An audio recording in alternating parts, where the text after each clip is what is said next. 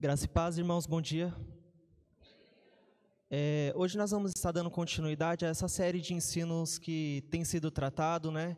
Para quem se lembra, no primeiro domingo, a Madu trouxe aqui sobre a necessidade da gente permanecer em Jesus Cristo para darmos frutos. No segundo domingo, o Ferro ele veio dizendo aqui sobre os frutos de fato que glorificam a Deus.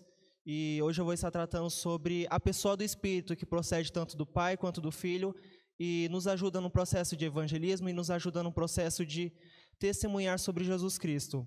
E o texto hoje que nós vamos estar lendo se encontra em João 15, do verso 26 ao verso 27.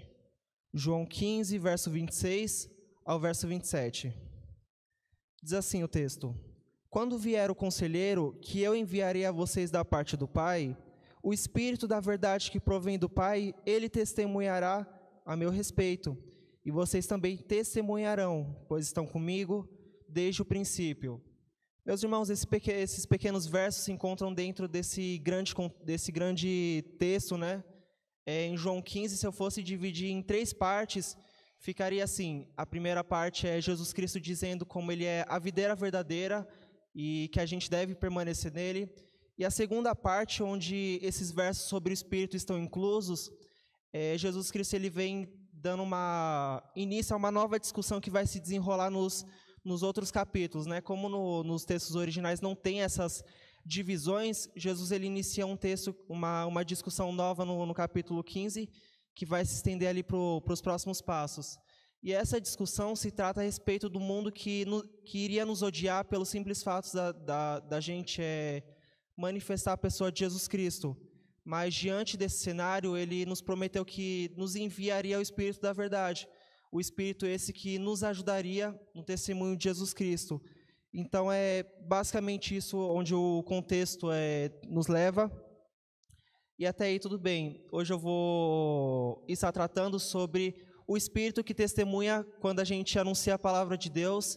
E a gente vai analisar um pouco a respeito da natureza humana, né? Eu digo que a gente só compreende de fato a necessidade de um martelo quando a gente tem que pregar algo na parede, por exemplo.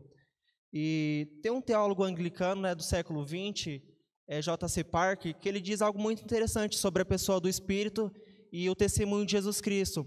Ele diz que o Espírito é como um holofote que ilumina uma grande catedral de noite. E, de fato, esse é o papel do Espírito Santo. O Espírito Santo ele veio para noticiar ao mundo que Jesus Cristo de fato é o Filho de Deus. Mas antes de tratar especificamente sobre o Espírito, eu gostaria de estar lendo aqui uns versículos onde ele retrata a nossa natureza humana. É assim, de acordo com 2 Coríntios 2, 4, nos diz que o homem é cego. Em Romanos 3, 11 diz que o homem não busca a Deus e nem o entende. Em Efésios 2:1 nos diz que o homem está morto em seus pecados, delitos e juízos, e por aí vai. E que em 1 Coríntios 2:9 nos diz que o homem de forma nenhuma compreende a Deus se o Espírito antes não vier e manifestar a vontade de Deus ao coração desse homem.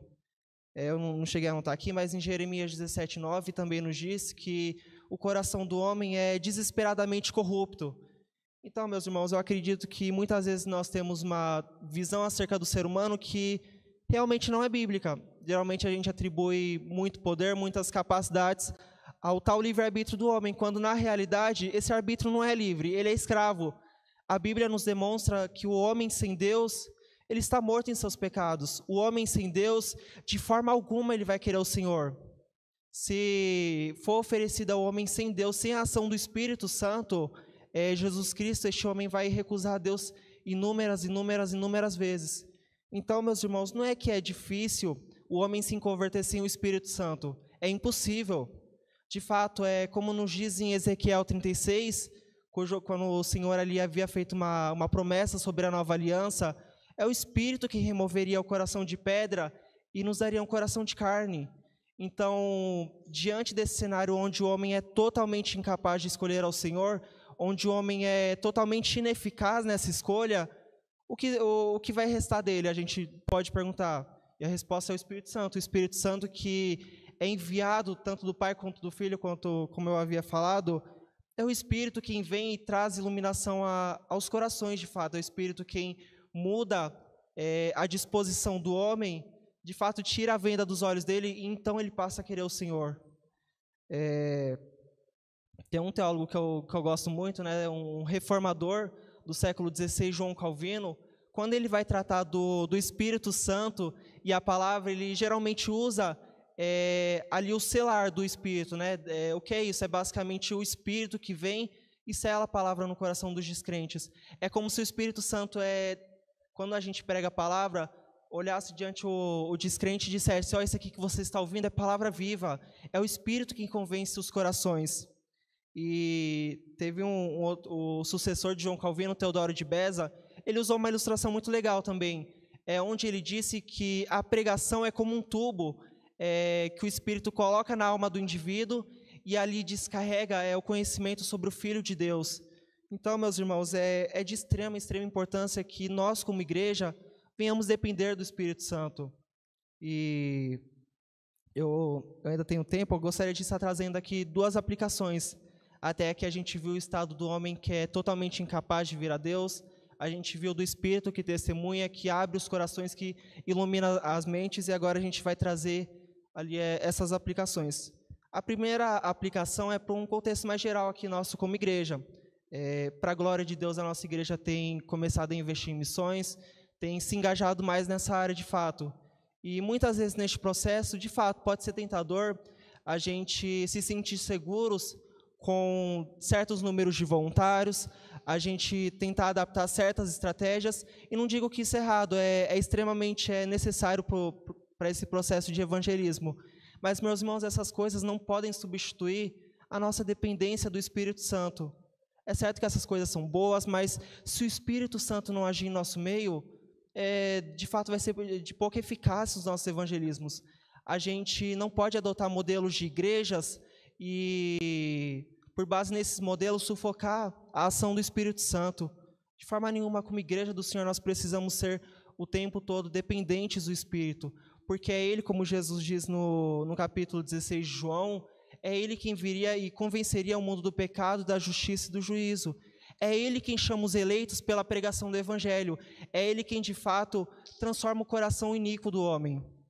E um segundo exemplo prático aqui que eu vou estar aplicando é mais individual, mas eu acredito que nos traz grande consolo, grande encorajamento ali no evangelismo.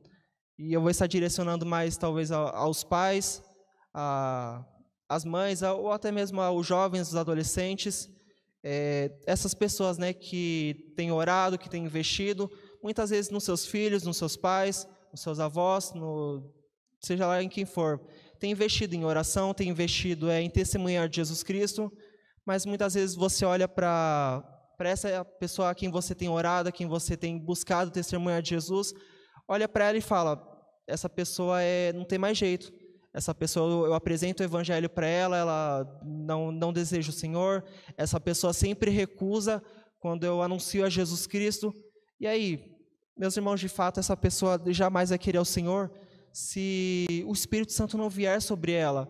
E a grande esperança e a grande consolação que nós temos é que essa pessoa pode sim se converter, porque é o Espírito quem opera. E quando ele vem de encontro aos corações, ele não vem para ser recusado, ele atrai de forma irresistível. Então, meus irmãos, continue orando, continue investindo, continue buscando testemunhar de Jesus Cristo para os seus parentes, para os seus familiares, que o Senhor, quando Ele vem, quando Ele transforma o coração, quando Ele ilumina a mente, essa chamada é irresistível.